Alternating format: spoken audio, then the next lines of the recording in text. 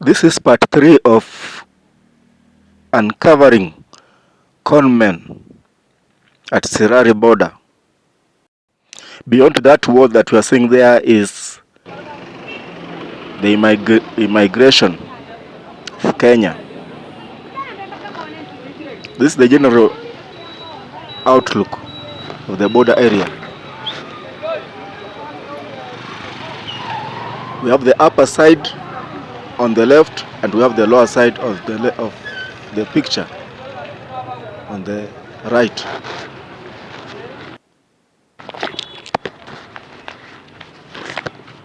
Now I'm coming, this picture, this footing is on the upper side and I'm facing directly to the shops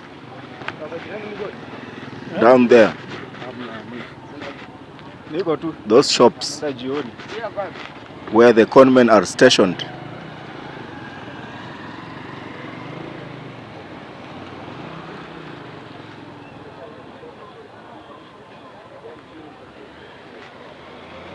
If you have not watched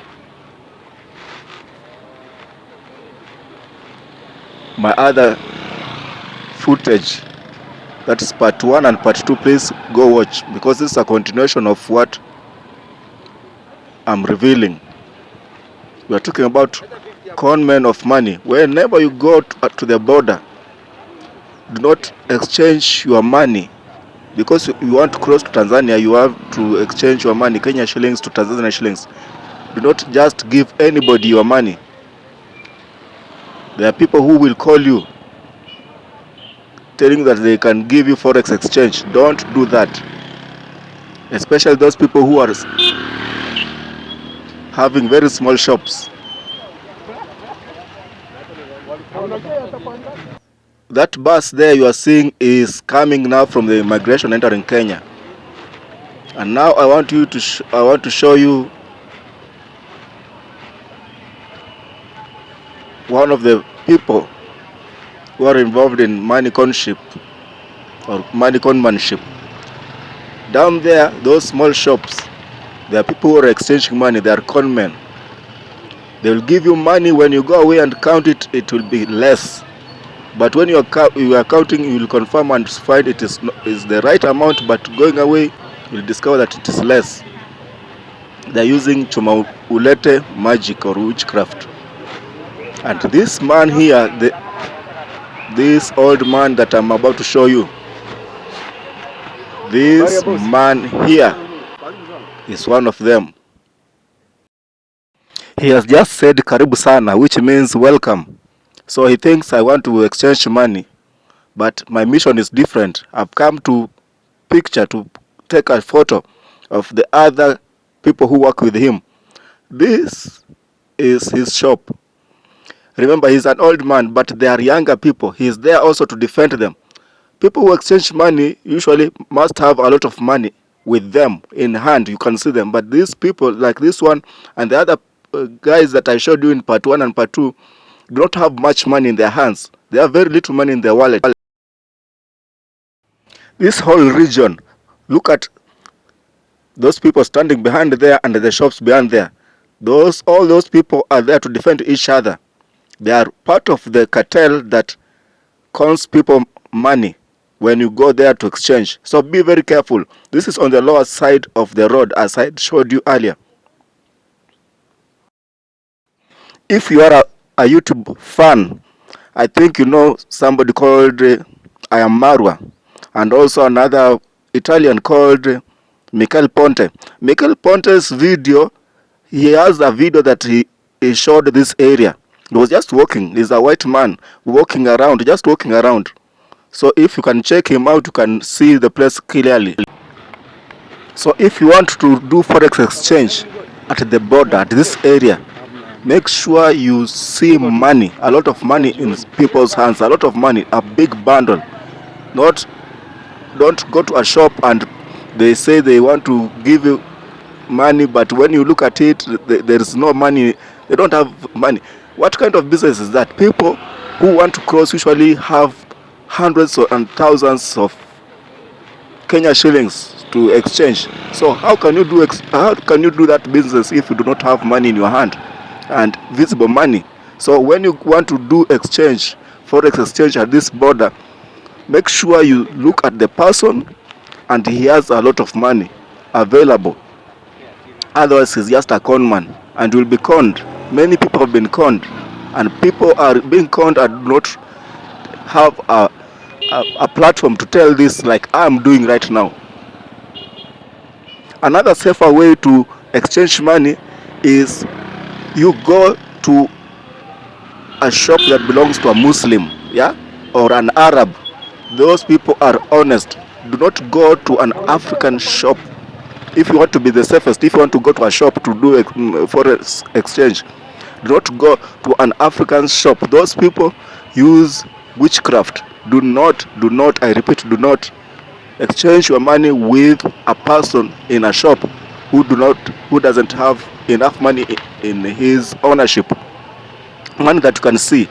If you want to exchange, go to an Arab shop or go to a bank.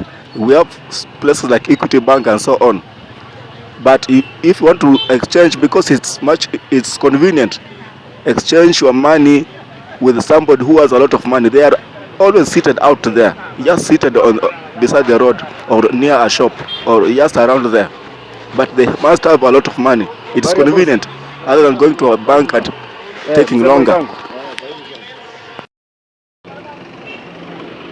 So the better place to do exchange is this side that I'm showing, the upper side of the road, on the left of the picture, the upper side where we have a big building there.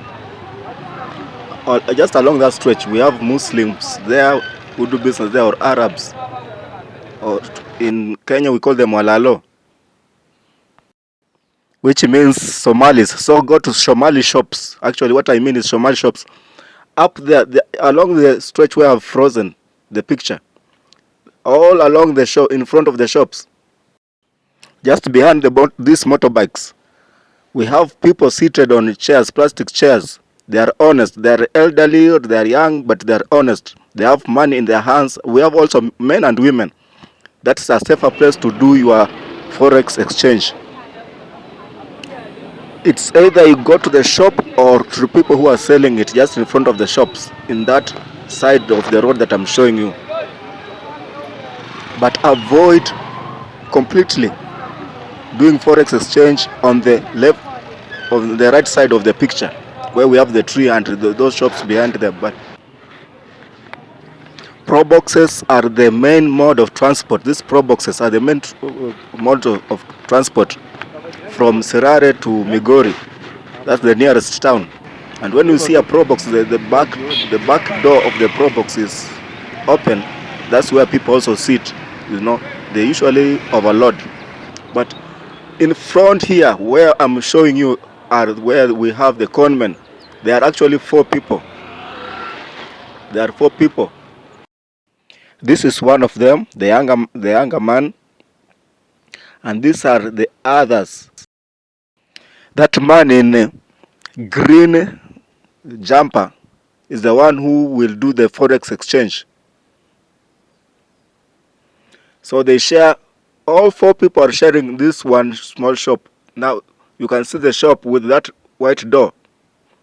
The guy who is seated there is the same one who went into the shop when I went there to do exchange. This one here, you can see his attire. The shop has, and you can see the attire. The shop has got no writing. You see, it is just clear, a shop with it. So you cannot say where you did the exchange because they have no address. It's just like that. So there are 4 people and they work together. Whenever there is a problem, if there is a customer who raises an alarm or a problem, they will come together to defend the person who gave you money. And they will talk a lot. Everybody will be pulling it on their side. So you will end up being confused. Normally, the law will say that you go to the police who are there, report, and normally it is the person the army who is arming the gate will be referred to them. I think they are working together with those army people. So the army person will say, go bring the money that you were given. Now remember, the money is less. It's no longer the amount that you expected. It has reduced in amount. So they will tell you, go bring the money so that you are given your Kenya shillings that you gave. Remember, this racket is also in Tanzania if you cross the border. So if you go to Tanzania side, there are also another group that will do the exchange. Those are Tanzanians. Be very careful. I'm repeating this picture on a loop over and over again so that you can mark that tree as the landmark there. And behind those shops, behind this old man here, we have other shops. Those are the same people. They will, if there is a bigger problem, they will come and defend whoever that gave you money. They will say, maybe you have spent the money, now you want more. And yet your intention was clear and was honest, that you just wanted to exchange money so that you can go to Tanzania, maybe to do ABCD.